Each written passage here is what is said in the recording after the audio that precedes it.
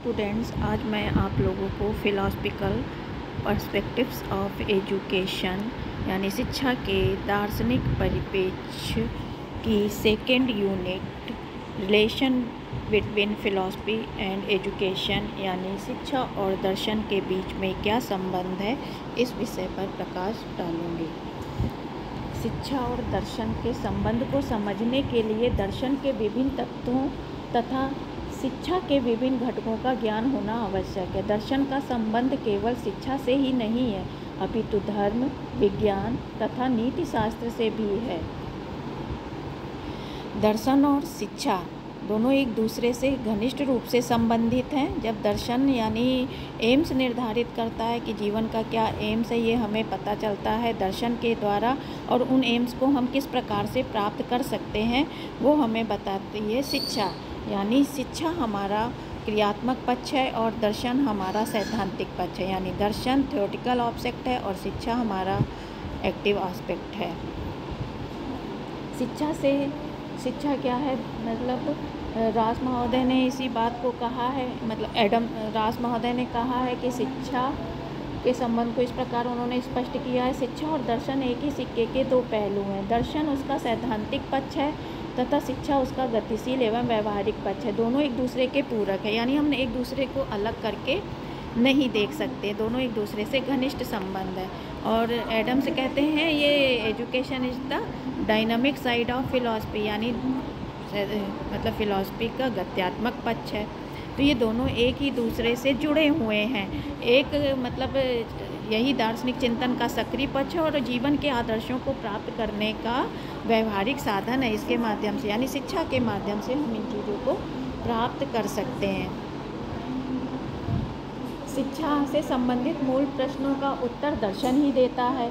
दर्शन को शिक्षा सिद्धांत माना जाता है। दर्शन का सीधा संबंध जीवन से होता है और दर्शन शास्त्र मूलतः जीवन दर्शन है, जो शिक्षा के बिना अपूर्ण तथा शिक्षा से पूर्णता प्राप्त करता है। शिक्षा के द्वारा ही हमें दार्शनिक विचारधाराओं का ज्ञान होता है, विभिन्न प्रकार की शिक्षा प्रक्रियाओं का हमें ज्ञान होता है। तो इस प्रकार शिक्षा और दर्शन एक दूसरे से संबंधित हैं। रास महोदय की ये डेफिनेशन है जो अभी हमने पहले बताई कि philosophy and education are like the two sides of a coin, यानी एक ही सिक्के के दो पहलू हैं जो एक दूसरे को प्रभावित करते हैं। तो इसीलिए बताया गया कि इनका घनिष्ठ संबंध है। फिस्टे ने कहा है कि the art of education will never attain complete clearness in itself without philosophy, यानी बिना इसकी सहायता के क्या है जो शिक्षा एजुकेशन है वो पूर्णता को प्राप्त नहीं हो सकती है। और जेंटाइल ने कहा है बिना इसकी सहायता के वो सही मार्ग पर अग्रसित नहीं हो सकती है, यानी बिना उसके शिक्षा आगे मतलब बिना शिक्षा जो है वो दर्शन के आगे नहीं बढ़ सकता है। तो इस प्रकार ये दोनों एक दूसरे को प्रभावित भी करते हैं, एक दूसरे से प्रभावित भी होते हैं, इसलिए इन दोनों में घनिष्ठ संबंध है। इसी प्रकार बटलर ने भी कहा है कि philosophy is a guide to educational practice, education as a field of investigation, its certain data as a basic of philosophical judgement, यानी दर्शन शैक्षिक प्रक्रियाओं के लिए क्या है, गाइडेंस का काम करता है, जबकि शिक्षा एक अनुसंधान का क्षेत्र होने के कारण नई नई चीज़ें वहाँ पे रिसर्च होती है, तो नई चीज़ें यानी नए नए कंटेंट प्रस्तुत किए जाते हैं जो दार्शनिक निर्णयों का आधार बनते हैं। और स्पेंसर भी यही कहते हैं कि वास्तविक शिक्षा का संचालन वास्तविक दार्शनिक ही कर सकता है। और philosophy analysis the universe and human life, it considers ultimate goal of human life and, यानी कि दर्शन इस ब्रह्मांड और उसमें मानव जीवन की व्याख्या करता है। दर्शन में मनुष्य जीवन के अंतिम उद्देश्य की प्राप्ति के साधन मार्गों पर भी विचार किया जाता है। अब ये उद्देश्य कैसे प्राप्त हों, इसमें शिक्षा हमारी सहायता करती है। शिक्षा हमारे आचार विचार में परिवर्तन करती है और हमें नए ज्ञान की खोज करने के लिए अवलोकन, परीक्षण, चिंतन और मनन शक्तियों का विकास करती है। इस ज्ञान एवं कौशल के आधार पर हम दर्शन का पुनर्निर्माण करते हैं और नया दर्शन नई शिक्षा को जन्म देता है और नई शिक्षा हमें नए दर्शन को जन्म देती है और यह चक्र सदैव चलता रहता है। तो इसीलिए जॉन एडम्स ने इसको डायनामिक साइड या डायनामिक एस्पेक्ट बताया है कि ये शिक्षा का गत्यात्मक पक्ष है। इसी आधार पर कि ये नई शिक्षा नए दर्शन को जन्म देती है, नया दर्शन नई शिक्षा को जन्म देता है। ये चक्र हमेशा सदैव चलता रहता है। और जॉन ड्यूवी भी कहते हैं कि अपनी साधारण अवस्था में शिक्षा सिद्धांत ही दर्शन है। अब ये शिक्षा दर्शन का कैसे गत्यात्मक चक्र है, ये आप इसको समझिए कि किस तरीके से दर्शन का पुनर्निर्माण होता है, कैसे न्यू एजुकेशन आती है। फिर न्यू एजुकेशन मानव के ज्ञान और कौशल में वृद्धि करती है, वो नई नई चीज़ें इन्वेस्टिगेट करता है, खोज करता है, तो नए सिद्धांत बनते हैं, नई थ्योरीज आती हैं, तो फिर नए दर्शन का जन्म होता है, क्योंकि अब वो प्रासंगिक नहीं रह गया। तो फिर समाज में चेंज हुआ, नई शिक्षा व्यवस्था आई, नए सिद्धांत आए, तो नया दर्शन का जन्म हुआ। फिर नया दर्शन नई शिक्षा को जन्म देता है। तो ये चक्र सदैव चलता ही रहता है, ये कभी बंद नहीं होता है। ये आदिकाल से चल रहा है, तभी शिक्षा के क्षेत्र में देखिए इतने परिवर्तन आए हैं। अब दोनों एक दूसरे को किस प्रकार से प्रभावित करते हैं, तो सबसे पहले हम देखेंगे impact of philosophy on education, दर्शन का शिक्षा पर प्रभाव, कि दर्शन का शिक्षा पर क्या प्रभाव पड़ता है। तो सबसे पहले कॉन्सेप्ट में देखेंगे कि philosophy and concept of education यानी क्या संप्रत्यय है। तो दर्शन शिक्षा के स्वरूप की व्याख्या करता है और इस व्याख्या से हमें शिक्षा के सही संप्रत्यय का ज्ञान होता है। जैसी विचारधारा होगी वैसे ही शिक्षा का संप्रत्यय होगा।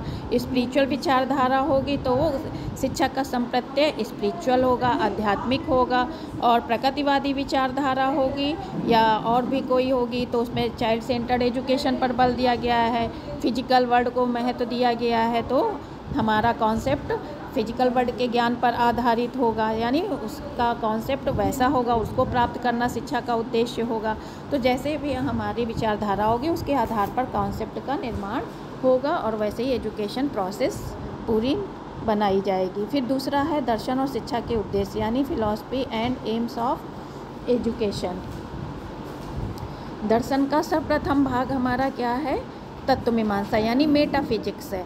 मेटाफिजिक्स के आधार पर मानव जीवन के उद्देश्य निश्चित किए जाते हैं। शिक्षा के द्वारा हम इन उद्देश्यों की प्राप्ति करते हैं, क्योंकि उद्देश्य तो दर्शन ने निर्धारित कर दिए, लेकिन हमें उन उद्देश्यों की प्राप्ति किस प्रकार करेंगे, उन उद्देश्यों को हम शिक्षा के द्वारा प्राप्त करेंगे, है ना। शिक्षा के द्वारा इन उद्देश्यों को प्राप्त करते हैं और जैसे ही दार्शनिक विचारधाराओं में परिवर्तन आता है वैसे ही शिक्षा के उद्देश्यों में भी परिवर्तन हो जाता है।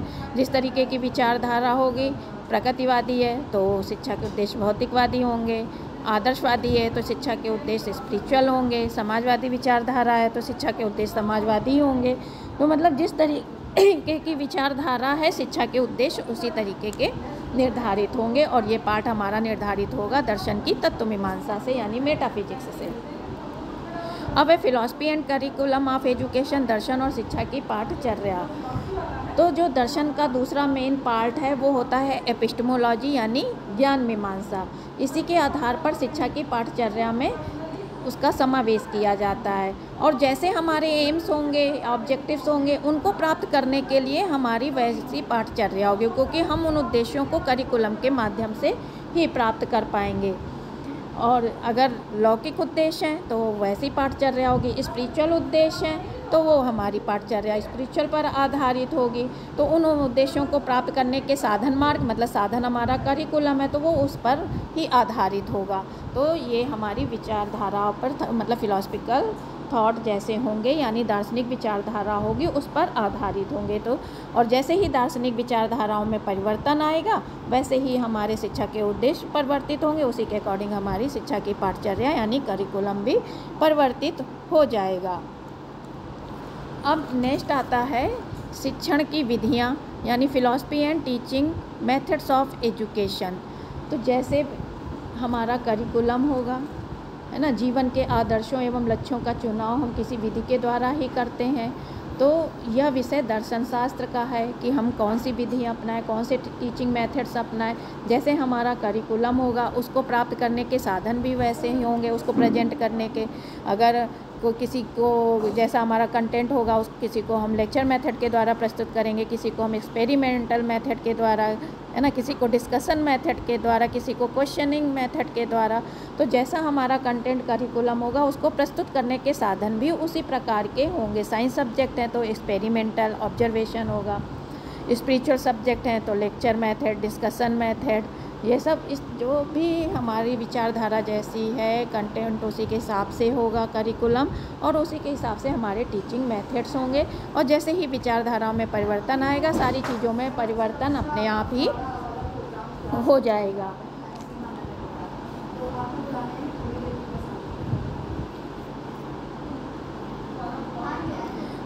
इसीलिए प्रसिद्ध शिक्षा शास्त्री रॉस ने कहा है कि शैक्षिक उद्देश्य और विधियां दार्शनिक सिद्धांतों की संबंधिनी है। यानी जो भी हमारे शैक्षिक उद्देश्य और विधियां हैं वो किससे संबंधित हैं? दार्शनिक सिद्धांतों से, क्योंकि उसमें जैसे ही परिवर्तन आएगा वैसे ही उनमें परिवर्तन हो जाएगा। और दूसरी बात, दर्शन प्राचीन तथा प्रचलित शिक्षण विधियों के गुण दोषों की खोज करता है कि प्रेजेंट टाइम पे हमारा करिकुलम कैसा है, कंटेंट कैसा है, हमें उसके अकॉर्डिंग अपने टीचिंग मेथड्स अपनानी है। तो हमारी प्राचीन समय के जो टीचिंग मेथड्स हैं उनको हम विचार करेंगे कि इनमें क्या मेरिट है, क्या डीमेरिट्स है। अगर उनमें जो मेरिट्स हैं उनको हम अपना लेंगे, डीमेरिट्स वाली चीज़ों को यानी जो दोष युक्त हैं उनको हम छोड़ देंगे। तो इस प्रकार से हम नई नई चीज़ों को और फिर जो हमारे समय की आवश्यकताएं होंगी उन चीज़ों को हम अपनाते चलेंगे।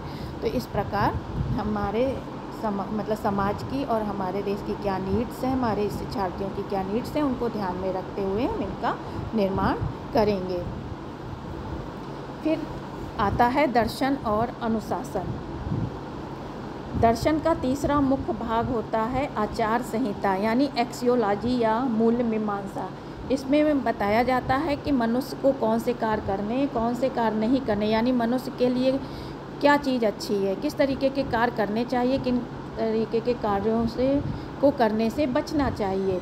मनुष्य को ये गाइडलाइंस मिलती है कि एक अच्छे मनुष्य में अपना व्यवहार, अपना आचरण एक आदर्श में व्यक्तित्व बनाए जिसमें उसके में अंदर सद्गुणों का विकास हो, वो अनुशासन में रहे, अनुशासन का पालन करे, एक अच्छे व्यक्तित्व के रूप में उसको जाना जाए।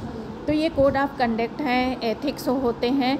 हर विचारधारा के अपने अपने कोड ऑफ कंडक्ट और एथिक्स हैं। तो जैसी समाज में विचारधारा प्रचलित होगी उसी तरीके के डिसिप्लिन के नियम भी होंगे। तो ये हमारे डिसिप्लिन के नियम एक्सियोलॉजी यानी दर्शन के जो एक्सियोलॉजी या मूल्य मीमांसा है उसके आधार पर निर्धारित होते हैं। और जॉन एडम्स ने 3 प्रकार के अनुशासन बताए हैं। दमनात्मक अनुशासन यानी रिप्रेशनिस्टिक डिसिप्लिन, दूसरा है प्रभावात्मक अनुशासन यानी इम्प्रेशनिस्टिक डिसिप्लिन, तीसरा है मुक्तयात्मक अनुशासन यानी इमेंसिपिएशनिस्टिक डिसिप्लिन। तो जैसी विचारधारा होगी वैसे ही हमारी अनुशासन की भी अवधारणा होगी। प्रकृतिवादी होंगे तो वो मुक्तयात्मक यानी बालक को स्वतंत्र छोड़ने पर बल देंगे। आदर्शवादी होंगे तो वो कहेंगे प्रभावात्मक अनुशासन होना चाहिए, सेल्फ कंट्रोल होना चाहिए। तो प्रभाव में यानी अगर टीचर्स आइडियल है, सद्गुणों से युक्त है तो उसका प्रभाव बच्चे पर अच्छा पड़ता है। दमनात्मक यानी जो आपका रिप्रेशनिस्टिक है, यहाँ पे मतलब है सेल्फ कंट्रोल का, अपनी इंद्रियों पर कंट्रोल करना यानी उनको दमन करना। और जो इमेंसिपिएशनिस्टिक है वो मुक्तयात्मक अनुशासन है जिसके समर्थक प्रकृतिवादी विचारक हैं। फिर आता है दर्शन, शिक्षक और शिक्षार्थी यानी टीचर एंड स्टूडेंट। तो ये भी भाग जो है मूल मीमांसा यानी एक्सियोलॉजी से संबंधित है कि मनुष्य जिसमें व्याख्या है कि मनुष्य को कौन से कार्य करने कौन से नहीं, यानी व्हाट इज गुड क्या है। तो शिक्षक के लिए व्हाट इज गुड क्या है और शिक्षार्थी के लिए व्हाट इज गुड क्या है, यानी दोनों की ड्यूटीज कर्तव्य निर्धारित हैं कि शिक्षक और शिक्षार्थी को किस प्रकार के कार्य करने चाहिए, दोनों एक दूसरे के साथ किस प्रकार का व्यवहार करें। तो इसका भी निर्धारण कौन करता है? दर्शन करता है। जैसे दार्शनिक विचारधारा होगी वैसे ही इन लोगों के कर्तव्य भी निर्धारित होंगे। जैसे आदर्शवादी है तो वहाँ पे शिक्षक का स्थान प्रमुख है, तो वहाँ पे अपेक्षा की जाती है स्टूडेंट से कि वो शिक्षक का सम्मान करे और उसकी बात को फॉलो करें यानी माने। और जैसे बात की विचारधारा हैं, प्रकृतिवादी हैं, प्रयोगवादी हैं और यथार्थवादी हैं, वो भौतिकवादी विचारधाराएं हैं, तो चाइल्ड सेंटर्ड एजुकेशन पर बल देते हैं। तो वहाँ पे शिक्षक का इतना महत्वपूर्ण स्थान नहीं है जितना शिक्षार्थी का है। उसकी सारी चीज़ों के, उसके व्यक्तित्व को निर्माण करने के लिए जो चीज़ें आवश्यक हैं, उसकी स्वतंत्रता को महत्व देना, इंडिविजुअल डिफरेंस को महत्व देना, उसकी रुचि, कैपेबिलिटी आदि चीज़ों को महत्व दिया जाता है। यानी वहाँ पे शिक्षार्थी प्रमुख है, तो उसके उस तरीके के कर्तव्य निर्धारित हैं। वहाँ पे टीचर केवल एक गाइडेंस देता है, यानी मार्गदर्शक के रूप में है। तो इस प्रकार से जैसे अब आत्मधारी दर्शन है तो वो आत्मवादी है, तो वो दोनों को आत्मधारी मानते हैं। तो इसलिए शिक्षक शिक्षार्थी में भेद नहीं करते, क्योंकि मानते हैं कि दोनों में एक ही तत्व विद्यमान है, लेकिन बॉडी करके उनमें इंडिविजुअल डिफरेंस है। तो शिक्षक को उसका मतलब शिक्षार्थी को शिक्षक का आदर करना चाहिए। प्रकृतिवादी शिक्षक को ज़्यादा महत्व नहीं देते हैं। फिर है फिलॉसफी एंड स्कूल, दर्शन और विद्यालय। अब दर्शन की के आधार पर जैसी विचारधारा होगी वैसे ही विद्यालय की परिकल्पना बताई है शिक्षा शास्त्रियों ने। यानी प्रायः सभी दार्शनिक मनुष्य के मतलब एक कोड ऑफ कंडक्ट यानी आचरण संहिता तैयार करते हैं, और इसके लिए शिक्षा का विधान करते हैं कि शिक्षा एक प्रॉपर तरीके से एक निश्चित स्थान पर फॉर्मल रूप में दी जाए, यानी औपचारिक रूप से दी जाए। तो जो आदर्शवादी हैं या और अन्य भौतिकवादी विचारक हैं, वो एक विद्यालय को महत्व देते कि वहीं पर सभी प्रकार की शिक्षा दी जा सकती है, और जो विभिन्न प्रकार के विषय हैं उनकी सिस्टमेटिक ढंग से शिक्षा एक विद्यालय में ही फॉर्मल तरीके से दी जा सकती है। वहीं पे एक बच्चे के लिए अच्छा इन्वायरमेंट मिलेगा जिसमें उसका ऑलराउंड डेवलपमेंट होगा। किंतु प्रकृतिवादी जो हैं, नेचुरलिस्टिक हैं, वो विद्यालय को महत्व नहीं देते। वो कहते प्रकृति ही सर्वोच्च शिक्षिका है, प्रकृति ही महत्वपूर्ण विद्यालय जो मतलब शिक्षार्थियों को सद्गुणों की शिक्षा देगी। लेकिन बाद के प्रकृतिवादी विचारक विद्यालय के महत्व देते हैं, लेकिन वहाँ पर भी वो स्टूडेंट को ज़्यादा महत्व देते कि स्टूडेंट ही सारी गतिविधियाँ निर्धारित करेंगे। तो इस प्रकार जैसी विचारधारा होगी वैसे ही विद्यालय की संकल्पना भी होगी, यानी विद्यालय का वैसा ही अवधारणा या कॉन्सेप्ट होगी। तो इस प्रकार से ये दर्शन का आपने प्रभाव देखा शिक्षा पर। अब हम देखेंगे impact of education on philosophy, यानी कि एजुकेशन क्या प्रभाव डालती है दर्शन पर। तो जो एजुकेशन प्रभाव डालती है वो आप देखेंगे, इसमें 5 पॉइंट हैं। Education forms of philosophy, education preserves philosophical thought streams, education gives concrete form to philosophical principles, education acquaints philosophy with new problems, education maintains dynamism of philosophy। शिक्षा दर्शन का निर्माण करती है, पहला पॉइंट है। दर्शन के निर्माण के लिए हमें किस चीज़ की आवश्यकता होती है?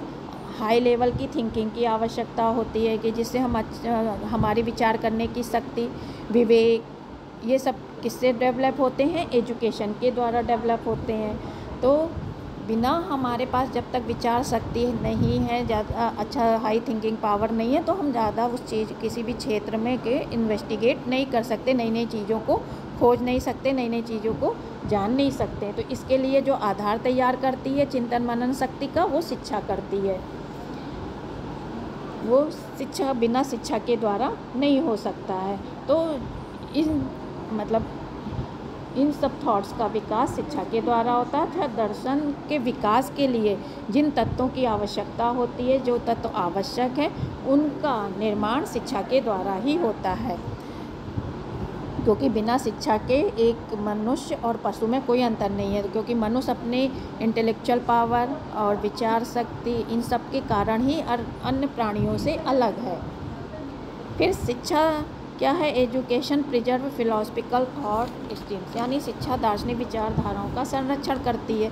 अब कैसे करती है? आपने देखा कि हमारे आदिकाल से जो वैदिक सभ्यता थी, उसमें जो वेद लिखे गए आज तक हमारे पास उपलब्ध है। तो कैसे?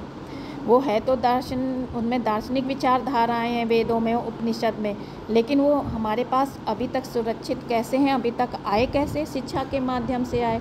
तो कोई भी समाज अपने पूर्वजों द्वारा निश्चित दार्शनिक सिद्धांतों का ज्ञान शिक्षा द्वारा ही प्राप्त करता है। अगर शिक्षा नहीं होती तो वो तो फिर नष्ट हो गए होते, हम सबको उन सब का ज्ञान ही नहीं होता। तो इस प्रकार शिक्षा समाज में विद्यमान दार्शनिक विचारधाराओं को एक पीढ़ी से दूसरी पीढ़ी तक स्थानांतरित कर उन्हें सुरक्षित रखने में सहयोग देती है, यानी ट्रांसफ़र करती है, एक पीढ़ी से दूसरी पीढ़ी में ऐसे सिद्धांतों का ट्रांसफ़र करती है, तभी हमारे पास आज तक दार्शनिक सिद्धांत है। फिर है शिक्षा दार्शनिक सिद्धांतों को मूर्त रूप देती है। Education give concrete form to philosophical principles. अब जो हमारे पास दार्शनिक सिद्धांत है वो तो अमूर्त रूप में है, वो तो हमारे पास किस प्रकार से आएंगे, जब हम उन्हें शिक्षा की प्रक्रिया के द्वारा हम प्राप्त करेंगे। तो उसके कुछ एम्स होंगे, एम्स के लिए करिकुलम होगा और उन करिकुलम में जो सिद्धांत और प्रिंसिपल्स दिए होंगे वो हम शिक्षा के द्वारा जानेंगे। तो इस तरीके से वो हमारे पास प्रैक्टिकली रूप में, व्यवहारिक रूप में उपस्थित होंगे और उनको हम प्राप्त भी कर पाएंगे, नहीं तो अमूर्त रूप में तो हम उनको प्राप्त भी नहीं कर पाएंगे। और जब वो हमारे व्यवहार में परिलक्षित होंगे तो वो हमारे व्यवहार में मूर्त रूप में दिखाई भी देंगे। तो ये तो शिक्षा के माध्यम से ही होता है। तो इसीलिए कहा गया है शिक्षा दर्शन का गतिशील पहलू है, यह दार्शनिक विकास का सक्रिय पक्ष है और जीवन के आदर्शों को प्राप्त करने का वास्तविक साधन है। जॉन डेवी ने इसी सत्य को दूसरे शब्दों में व्यक्त किया है। उनके शब्दों में दर्शन अपने समान रूप में शिक्षा सिद्धांत ही है, यानी शिक्षा के सिद्धांत ही हैं वो। फिर है शिक्षा दर्शन को नई समस्याओं से परिचित कराती है। अब वो किस प्रकार से कराती है कि मनुष्य किस प्रकार का प्राणी है, यानी वो प्रोग्रेसिव है, डायनामिक है, यानी गतिशील है। तो वो नित्य नए आयाम स्थापित कर रहा है, नई खोजें कर रहा है, नया हर पल नया चेंज आ रहा है। देखो आदिकाल से आज के समाज में कितना चेंज आ गया है। आज का समाज डिजिटल है तो नित्य नए परिवर्तन हर 10 साल में आपको देखने को मिल रहा है कि नित्य नए परिवर्तन होते जा रहे हैं। शिक्षा व्यवस्था में भी अब देखिए कितनी विभिन्नता हो गई है ना। तो पहले जैसी अब शिक्षा भी नहीं रही है। तो अब जितनी जितनी शिक्षा आगे बढ़ेगी, डिजिटल होगी, आधुनिक होगी, उतनी उतनी शिक्षा के क्षेत्र में समस्याएं भी आएंगी। तो ये समस्याओं से हमें कौन परिचित कराएगा? ये हम दर्शन ही परिचित कराएगा, क्योंकि बिना दर्शन के ज्ञान के हमारी जो बुद्धि है वो दार्शनिक वाली नहीं हो पाएगी। दार्शनिक बुद्धि हमारी तीक्ष्ण बुद्धि, यानी इंटेलेक्चुअल पावर हमारा जो है सुप्रीम मतलब हाई लेवल का तभी होगा दर्शन के नॉलेज से। वैसी बुद्धि हमारी तब डेवलप होगी, तभी हम आने वाली शिक्षा के क्षेत्र में की समस्याओं को सही तरीके से पहचान सकेंगे और उनका समाधान भी प्राप्त कर सकेंगे। तो के.आर. श्रीमाली ने कहा यह शिक्षा शास्त्री का कार्य देश के दर्शन की पुनर्रचना करना और मूल्यों को पुनः परिभाषित करना है, जिससे वे मूल्य हमारे परिवर्तनशील जीवन एवं विचार का स्पष्टीकरण कर सके। क्योंकि विभिन्न प्रकार की चीज़ें आ रही हैं आज के आधुनिक युग में, तो मूल्यों का ह्रास होता जा रहा है। तो उनको भी प्राप्त करना एक किसका काम है?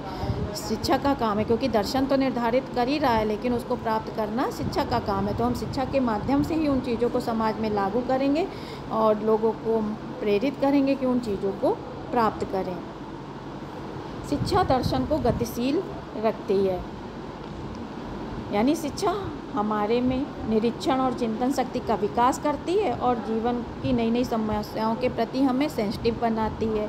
तो दार्शनिक इन नई नई समस्याओं के दार्शनिक हल ढूंढते हैं। इस समस्या समाधान की क्रिया में नए नए दार्शनिक सिद्धांतों का निर्माण होता है कि जैसे कोई प्रॉब्लम्स आई तो अब हमने उसका समाधान प्राप्त किया दार्शनिक दृष्टिकोण के द्वारा। अब उस दार्शनिक दृष्टिकोण से जब हमने जो समाधान प्राप्त किया वही हमारा एक नया सिद्धांत बन गया। तो जब नया सिद्धांत बन गया तो अब हम उसको शिक्षा में लागू करते हैं। तो इस प्रकार से फिर नई शिक्षा नए दर्शन को जन्म देती है। ये गत्यात्मक है, यानी डायनामिज्म है उसकी। फिर दूसरी बात, जो सिद्धांत पुराने हो गए हैं आज के युग में रेलिवेंट नहीं है, तो हम उनको क्या करेंगे? उनको त्याग देंगे, उनको ज़रूरी नहीं है अपनाना। यही गतिशीलता है, यही हमें मतलब एक पॉइंट ऑफ व्यू, एक ऐसा दृष्टिकोण प्रदान करती है शिक्षा कि हमें दर्शन से कौन सी चीज़ लेनी है, कौन सी नहीं लेनी है। ज़बरदस्ती हमें लकीर के फ़कीर नहीं बनना है कि ये दर्शन में दिया हुआ तो हम उसको एज इट इज़ लागू कर लें, वो हमारे समाज की आवश्यकताओं के अनुसार हो या ना हो। तो हमें ये दृष्टिकोण दर्शन के माध्यम से और फिर शिक्षा इस दृष्टिकोण को क्या करती है? एक वांछित दिशा प्रदान करती है जिससे हम सही निर्णय ले सकते हैं। तो इस प्रकार से ये दर्शन के अंग बन जाते हैं। तो ऐसे ज्ञान की अन्य शाखाओं की बात, दर्शन भी अन्य सिद्धांतों की व्याख्या करता चलता, जो असत्य सिद्ध हो जाते हैं उन सिद्धांतों को हम छोड़ देते हैं, और जो सत्य की कसौटी पे खरे उतरते हैं हम उन सिद्धांतों को अपना लेते हैं, जिनके आधार पर जीव और जगत की सही व्याख्या की जा सकती है। यही उसकी गतिशीलता है।